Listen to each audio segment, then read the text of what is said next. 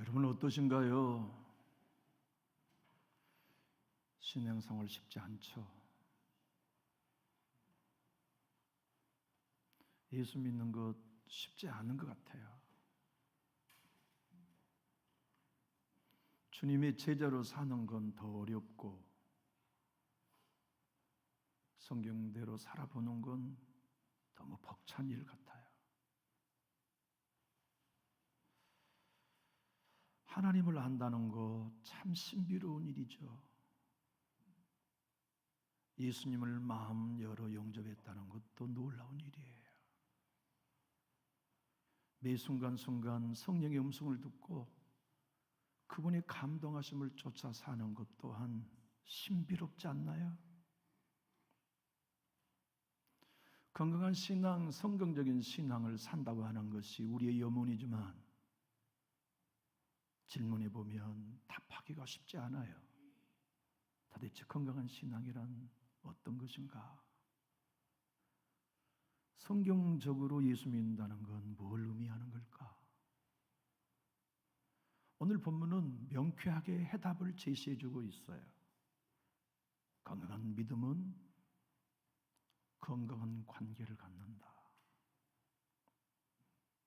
신실한 믿음은 신실한 관계를 낳는다. 맞아요. 우리가 정말 예수 믿고 있는 사람이라면 그 열매는 관계에 있어요. 정말 내가 성령의 음성을 듣고 사는 사람이 맞다면 우린 인간관계 열매에 있어요.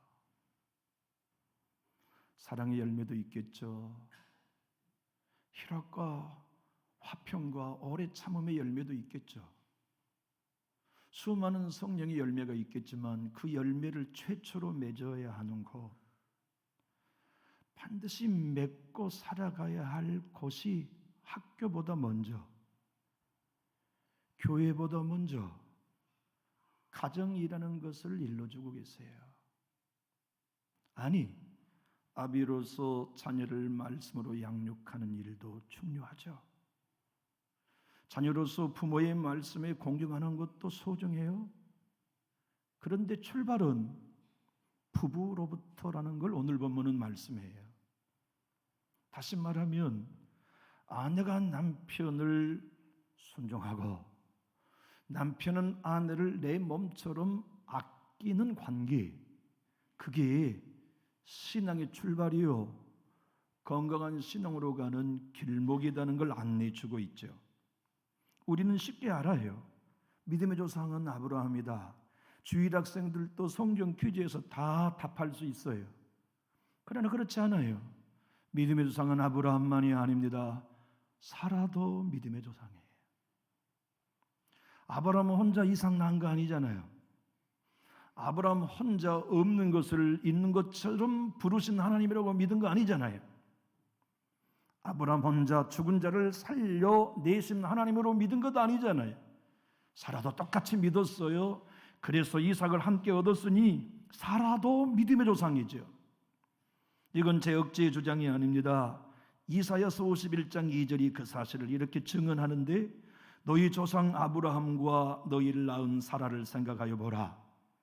다시 말하면 믿음의 조상이 아브라함 한 사람만이 아니고 이스라엘 공동체를 낳은 사람은 믿음의 조상 사라이기도 하다는 증거이지요. 아브라함이 혼자 있을 때 내가 그를 부르고 그에게 복을 주어 창성하게 하였다고 하신 하나님의 말씀은 오늘 본문을 통해서 우리에게 일러주고 계신 게 있어요. 건강한 믿음은 건강한 가정의 관계 속에서 열매 맺는다. 주님이 갈라디아서의 말씀을 통해서도 우리에게 증언해 준 바가 있지요. 30절로 41절의 말씀입니다. 그러나 성경이 무엇을 말하느냐? 여종 하갈을 두고 이른 말입니다. 그 아들은 이스마엘을 두고 이른 말이죠. 여종과 그 아들을 내쫓으라. 여종의 아들 이스마엘을 두고 이른 말이죠. 자유 있는 여자 하갈 사라를 두고 이른 말입니다. 자유 있는 여자의 아들 이삭이죠. 더불어 유업을 얻지 못하리라 하였느니라. 그러지 형제들아, 우리는 여종의 자녀 하갈의 자녀가 아니요 자유 있는 여자 사라의 자녀니라. 오늘 보면은 놀랍죠. 사도 베드로는 건강한 신앙은 건강한 가정 관계로 열매 맺는데 그 출발점이 남자가 아니다. 남자, 여자 아니면 아무것도 아니에요. 남자, 아내 없인 뿌리 뽑힌 나무예요. 하여 아빠가 부재가 되어도 가정은 든든하지만 엄마가 부재하면 가정은 무너져요. 서지질 않아요. 그것이 창조의 섭리죠. 아내에게 베드로 사도가 오늘 말씀하고 오늘 여기 있는 자매님들과 형제들에게 하나님이 하신 말씀은 이것입니다. 사라는 남편을 여보라고 부르지 않았다. 존중을 넘어 경배의 대상으로 믿었다. 그래서 주 큐리오스라고 불렀다는 말씀이죠. 생소하죠. 아니 남편을 주님이라고 불렀다니 제가 만든 용어가 아니에요. 성경이 그렇게 증언해 준 말씀이지요.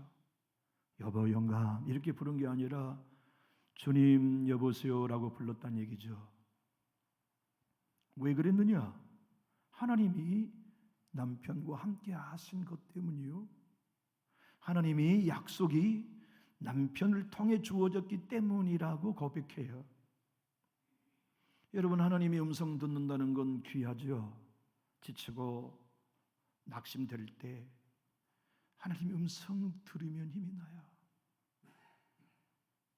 주님이 보여주신 작은 그림 하나면 이겨낼 용기를 얻어요.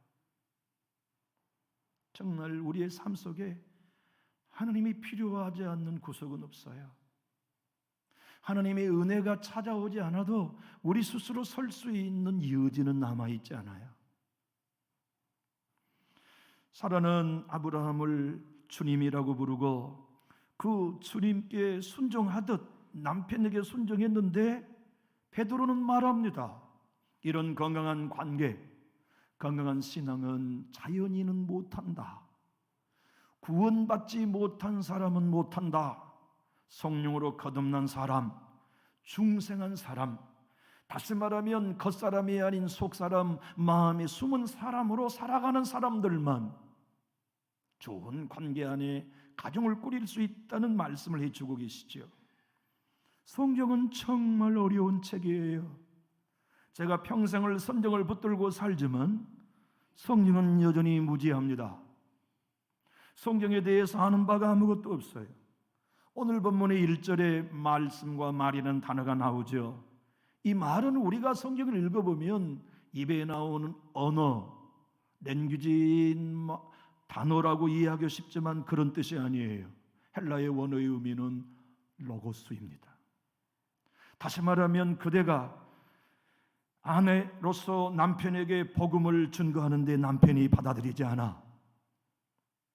로고스를 증거해도 예수를 믿지 않아. 그럼 절망하지 마라.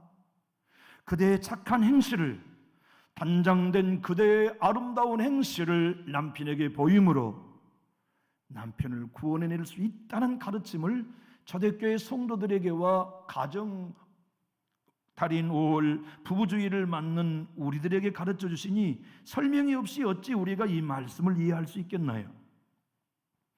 홍 말씀에 순종하지 않는 자란 남편이 복음을 증거해도 믿지 않는 가정의 남편들을 두고 이런 말씀이죠. 베드로 사도는 얘기합니다. 그때 숨은 사람으로 살아라. 겉사람으로 살면 예수 믿는 사람도 안 믿는 자와 다를 것 하나도 없다. 그대의 가정에 하나님의 나라가 임하기를 원하거들랑, 그대의 부부 가운데 진정 하나님의 천국이 이루어지기를 원하거들랑, 겉사람으로 살지 말고 마음에 숨은 사람으로 살아라. 그 마음에 숨은 사람을 단장해라. 수많은 여인은 머리를 따 남편에게 아름답게 보이고 금으로 치장하며 존귀하게 보일 뿐만 아니라 실크로 야시시하게 옷을 입고 남편의 환심을 사려고 단장하지만 너희는 그러지 마라. 예수 믿는 사람, 복음을 붙들고 거듭난 사람이라면 마음에 숨은 속 사람을 온유함으로 단장해라. 심령이 안전하고 썩지 않은 것으로 단장하여 남편을 구원하는 일에 하나님의 사용의 도구가 되라. 사랑하는 교우 여러분, 오늘 우리가 인생을 살고 가정을 꾸려가는 데 있어서 꿈꾸는 바 있습니다. 무엇입니까? 남편이 가정에서 믿음의 본을 보이는 거죠. 아버지가 자손에게 믿음의 본을 보인다는 건 꿈꿀 일입니다. 어떠신가요? 자손이 내 집에 들어와 식탁에 함께 앉으면 아버지로서 식기도 하고 계신가요?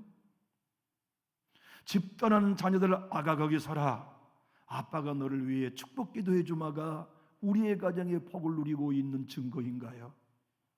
아니면 어려운 일을 만날 때 자녀가 아버지에게, 할아버지에게 전화를 걸어 할아버지 기도해 주세요, 아버지 기도해 주세요가 우리가 누리고 있는 복 맞나요? 예수 믿는 건 무엇입니까? 예수 믿고 살아가는 복이 무엇인가요? 예수님의 이름으로 아비가, 조부가 아들과 손주들을 위해 축복할 수 있는 복 아닙니까? 그 놀라운 복을 가정가정에 누리기 위해 오늘 부부주의를 통하여, 성령 강림 주의를 통하여 그대는 거듭났는가? 진정 성령으로 거듭나서 겉사람이 아닌 속사람으로 살아가고 있는가? 그대의 마음속에 숨은 속사람을 진정 온유함으로 단장하고 있는가? 은혜로 단장하고 있는가? 폭탄이 터질 만큼 큰 위기와 고통이 가정에 일어나도 여전히 믿음으로 안정감과 썩지 아니할 마음으로 남편의 마음을 붙들고 있는가? 자녀들의 영혼을 붙들고 있는가? 그러한 사람은 거듭나서 숨은 사람, 속사람, 그의 영혼으로 살아가는 사람들이 누릴 수 있는 복이라고 증거해 주고 있지요. 오늘 본문의 말씀 1절로 4절은 이렇게 기록합니다. 아내들아, 이와 같이 자기 남편에게 순종하라. 이는 혹 말씀을 순종하지 않는 자라도 말로 말미암지 않고 그 아내의 행실로 말미암아 구원을 받게 하려 함이니, 너희의 두려워하는 정결한 행실을 봄이라. 너희의 단장은 머리를 꾸미며 금을 차고 아름다운 옷을 입는 외모로 하지 말고 오직 마음에 숨은 사람을 온유하고 안정한 심령에 썩지 아니할 것으로 하라. 이는 하나님 앞에 값진 것이니라. 여러분, 하나님 앞에 값지다 무슨 뜻일까요? 저는 자꾸 생각합니다. 직접적으로 와닿지가 않아요. 헬라의 원어의 의미를 보니까 그렇게 하면 하나님으로부터 많고 값 있는 것이 결론으로 다가온다는 뜻이에요. 숨은 사람으로 남편이 아내를 대하면 어느 순간 하나님으로부터 많고 값진 것이 결론으로 가정에 오게 되고, 아내가 남편에게 온유함과 심령에 썩지 않을 안전함으로 반응하면, 숨은 사람으로 반응하면 5년 10년 어느 순간 지나 남편이 구원받는 결과로 우리 앞에 와 오게 되고, 한 사람 한 사람 인생을 살아가면서 외모가 아닌 진정한 우리의 영혼 속 사람으로 반응하면 때가 될 때 하나님으로부터 좋은 값진 결론이 우리 앞에 온다는 뜻이죠. 교회는 미장원이래요. 이준평 목사님이 생전에 한 설교입니다. 교회는 미장원입니다. 겉사람이 아닌 속사람을 단정하는 미장원입니다. 베드로가 말한 마음에 숨은 사람은 속사람을 두고 이른 말입니다. 교회의 대상은 겉사람이 아닌 속사람입니다. 목사는 신령한 미용사입니다. 성도의 영혼, 속사람을 단장하는 사람이 목사입니다. 목사가 여러분들의 심령, 숨은 사람을 무엇으로 섬길 수 있을까요? 로고스 말씀이죠. 복음이에요. 18살까지 심장병으로 한 번도 뛰어보지 못한 소년이 있었어요. 한 번도 뛰어보지 못한. 제가 어릴 적에 가물가물한 기억이 있어요. 내 형제간 중에, 사촌 중에 어릴 때 걷지 못하고 항상 바위에 앉아 있었던 형제가 생각났어요. 근데 기억에는 그것밖에 없어요. 항상 그 형제는 내 1살 어린 동생이었는데, 사촌 동생이었는데, 항상 어릴 때 기억이 바위에 앉아 있는 것밖에 없어요. 그래서 제가 어머니 생전에서 한번 생각나서 물어봤었죠. 엄마, 나 어릴 때 기억이 가물가물한데 혹시 우리 형제간 중에 아파가지고 못 뛴 형제가 있었나요? 있었죠. 목사님 1년 동생, 사촌 동생이 심장병으로 태어나가지고 한 번도 달려보지 못한 채 죽었죠. 아니 글쎄 내가 어릴 때 그 생각이 나요. 그 친구도 16살까지 그렇게 살았어요. 죽음을 앞두고 있는 침대에 누워있는 그에게 성령이 찾아오셔서 심장병을 치료하셨죠. 그래서 전 세계의 오순결 교통의 조영균 목사님보다 더 위대하게 쓰임받았던 분이 케네스 해긴이라는 분이에요. 그분의 책은 수백 권 우리나라 언어로 번역되어 있습니다. 그분의 책 중에 어떻게 하나님의 영으로 인도받을 수 있는가는 책이 오늘 본문을 설명해 놓았어요. 베드로 사도가 말한 마음에 숨은 사람이란 성령으로 거듭난 사람, 속사람, 그리스도 안에 새 피조물이 된 구원받은 성도의 영혼을 두고 이른 말이다. 여러분과 제가 예수를 나의 구주로 믿고 거듭난 사람이 맞다면 우리는 이 겉사람만 가지고 있지 않아요. 눈에 보이지 않는 속사람, 숨은 사람을 가지고 있어요. 신앙이란 뭐냐? 그 숨은 사람이 말해야 하고, 그 숨은 사람이 밖으로 나와 관계해야 하고, 그 숨은 사람이 신앙해야 하고, 그 숨은 사람이 사람과 사를 상대해야 건강한 관계 이어갑니다. 겉사람의 감정으로 사람을 상대하면 기분 좋을 때는 친하다가 이해관계가 틀리면 등돌았어요.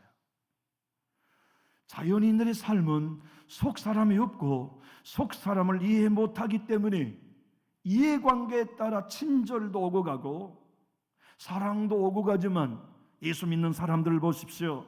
진정의 성령의 사람들을 보십시오. 진정한 복음의 사람들을 보십시오. 그들은 변하지 않아요. 왜냐? 겉사람으로 반응하지 않고 속사람, 숨은 사람으로 반응하기 때문에 관계가 아름답고 끝까지 선하지요. 상대가 나에 대해 악하게 하는 건 내 마음 아니니까 어쩔 수 없죠. 상대가 나를 피해 다니는 거야 내 마음 아니니까 어쩔 수 없지만 나는 변함없이 내 자리에 서서 사랑하며 교제하는 일은 속사람으로 사는 사람만 할 수 있는 일이에요. 남전육교에 나와 인간관계가 건강하십니까? 가정에서 여러분의 인간관계는 정말 건강하신가요? 하나님은 우리의 인간관계가 건강함으로 천국을 누리게 하시고 인간관계가 건강함으로 주님이 기뻐하신 뜻을 이루는 도구로 삼으시죠. 여러분, 주부들이 국을 끓이면 주방용품 중에 무엇으로 국을 또 식탁에 나르나요? 국자잖아요. 아무리 맛있는 국을 끓여놔도 국자 없이는 자녀들 남편의 식탁에 국과 찌개를 옮겨 놓을 수 없죠. 속사람은 국자예요. 하나님의 국자. 하나님은 우리의 겉사람, 타락한 생명 가지고 일하지 않으세요. 은혜를 나르는 주의 손에 붙들린 국자는 거듭난 생명 가진 속사람이에요. 숨은 사람 하나님이 국자로 삼아 그 아내를 통해 남편 살리고 그 남편 통해 아내 살리고 주의 손에 붙들린 숨은 사람 속사람의 국자를 붙들고서 하나님의 나라를 관계 속에 이루어가게 하시는 분이 여러분의 하나님, 저의 하나님, 우리를 거듭나게 하신 성령님의 사역이지요. 몇 살에 목사 안수를 받았는지는 모르겠어요. 그런데 우리나라 장로교회 최초의 최연소의 목사, 그 목사의 이야기를 제가 읽어보면 야, 이분이 몇 살의 목사가 됐을까? 좀 궁금하다는 생각이 들어요. 이 목사님의 이름은 김효숙이라는 분인데요, 이분이 고등학교 1학년 때 산기도 기도원에서 은혜를 많이 받았어요. 저는 저희 모교에서 중학교 3학년 때 은혜 받은 목사로 서원했거든요. 근데 이분은 기도원에서 은혜 받고 너무 은혜가 크니까 하나님께 소원했어요. 하나님, 나 목사 될래요. 그런데 열심히 살아가는 치열한 대학 입시 과정을 지나고 좋은 대학에 갔어요. 대학에서 공부하고 생활하다가 신앙을 잃어버렸어요. 그러다 많은 이성과의 관계를 지나며 깊은 상처를 경험하고 인생의 막다른 골목까지를 생각하던 그때, 내가 하나님 만난 적이 있었지. 그리고 주님께 목사가 되기로 헌신했던 그 일이 부담이 돼가지고 이거 취소해야 되겠다고 은혜 받은 기도원에 다시 올라갔어요. 은혜 받던 산에 올라가 그 자리에서 다시 무릎을 꿇었어요. 그날은 밤이었어요. 그런데 천둥번개가 치고 소낙배가 내렸네요. 하나님, 취소해 주세요. 나 그때 철없이 한 결정이었어요. 나 목사 싫어요. 나 걸레에서 벗겨주세요. 하나님, 철없을 때 한 소원이니 취소해 주세요. 그런데 놀랍게도 천둥 소리보다 선명하게 하나님의 음성이 들립니다. 내가 너를 이런 사람으로 만들었다. 그리고는 환상이 확 열리는데 큰 쇠국자가 하늘에서 내려오는 거예요. 근데 하나님이 설명을 안 해주셨어. 이 국자로 국을 떠서 남주라는 얘기인지, 국자가 도대체 무슨 뜻인지를 몰랐는데 산기도에서 내려와가지고 믿음 좋은 선배를 찾아가 얘기했더니 선배가 하는 말이, 하나님이 너 종으로 쓰신다 하신다. 왜요? 너 생각해봐라. 국자가 혼자 움직이냐? 아니죠. 주부가 손에 잡아야서 가족에게 필요한 것을 또 나누어줘야 쓸모있는 게 국자 아니냐. 네 마음대로 살지 말고 주의 손에 붙들림 받아서 주님이 너를 통해 나누고자 하는 복음을 나누는 것, 그것이 하나님이 너를 택한 이유가 아니겠느냐? 신학교 가라. 그래서 신학교를 다시 대학원을 가고 우리나라 장로교 중에 최연소 목사가 되었대요. 그 여인은 이렇게 고백합니다. 주님의 항상 붙잡고 쓰는 인생, 주님이 원하신 대로만 움직이는 인생이 국자 인생입니다. 내 마음대로가 아니라 주인의 마음대로 쓰임받는 인생이 정말 귀한 인생이 아닙니까? 처음에 잘 모를 때 내 마음대로 못하는 인생이 너무 답답해 보이고 구속 같았지만 알고 보면 하나님이 붙드는 국자 인생으로 쓰임받는 것이야말로 가장 복 있는 사람 아닙니까? 여러분, 우리가 주님께 붙들림 받는 국자 인생으로 사는 것, 숨은 사람이 나타나야 해요. 내 안에 숨은 속사람이 말하고 내 안에 숨어있는 속사람의 감정이 내 감정이 되고 내 안에 숨은 속사람의 의지가 내 의징이 되어 살아가는 사람은 반드시 온유합니다. 반드시 심령이 썩을 것으로 썩지 않을 안정감으로 살아갑니다. 그리고 순종하지요. 성령이 오늘 여러분들과 저에게 주시는 말씀이 분명히 내 주님도 마태복음 11장 29절로 30절에 나는 마음이 온유하고 겸손하니 나의 멍에를 메고 내게 오라. 그러면 너희 마음이 쉼을 얻으리니 이는 내 멍에는 쉽고 내 짐은 가벼움이니라고 말씀하셨죠. 숨은 사람이 나와 말하면 온유합니다. 겉사람이 말하면 거칠어요. 숨은 사람의 감정은 온유합니다. 숨은 사람의 관계는 아름답습니다. 내 외적인 옛사람, 타락한 자의 생명을 십자가에 못 박고 내 거듭난 속사람이 나와 말하고 속사람이 관계하는데 어찌 인간관계가 아름답지 않겠습니까? 여러분, 자꾸 친한 사람이 바뀌나요? 자꾸 친했던 사람과는 또 등 돌리고 멀어지는 것이 지금껏 반복되나요? 이유는 딱 하나입니다. 속 사람으로 살고 있지 않기 때문에 그래요. 숨은 사람으로 살고 있지 않아요. 속 사람은 누구나 온유하지요.